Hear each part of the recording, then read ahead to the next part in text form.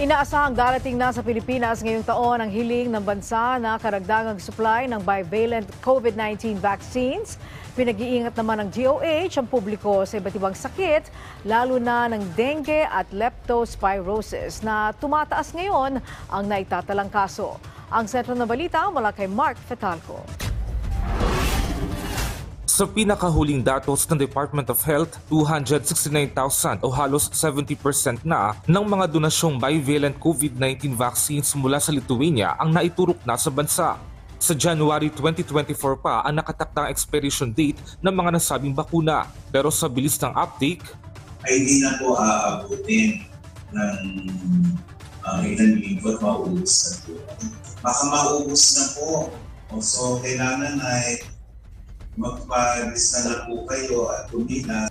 Dahil dito humiling na ang gobyerno sa COVAX ng karagdagan 2 million doses ng bivalent vaccines na inaasahang darating sa bansa ngayong taon. Paglilinaw ng ahensya, maaari nang iturok ang bivalent vaccines bilang first, second o third booster. Pero tanging sa frontline healthcare workers, elderly at immunocompromised at hindi pa sa general population.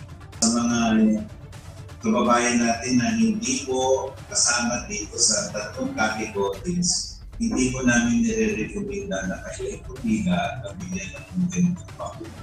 Ang tuloy-tuloy na bakunahan ay kasunod na naitalang 12 kaso ng Omicron sa variant EG.5 o Eris variant sa Pilipinas na sinasabi nagdulot din ng pagtaas ng kaso ng COVID-19 sa ibang bansa. Kaya mahigpit na paalala ng DOH, hindi pa rin dapat magpakakampante.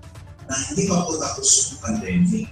Bagaman inalis na po yung public health emergency of international concern sa ating bansa, public health emergency, hindi po ibig sabihin yan ay hindi na tayo nananatiling vigilant.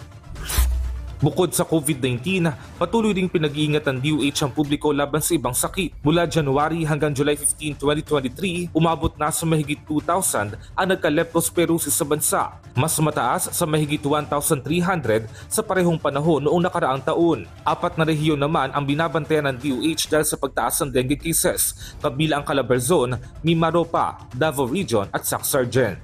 Mark Fetalco, para sa Bayan.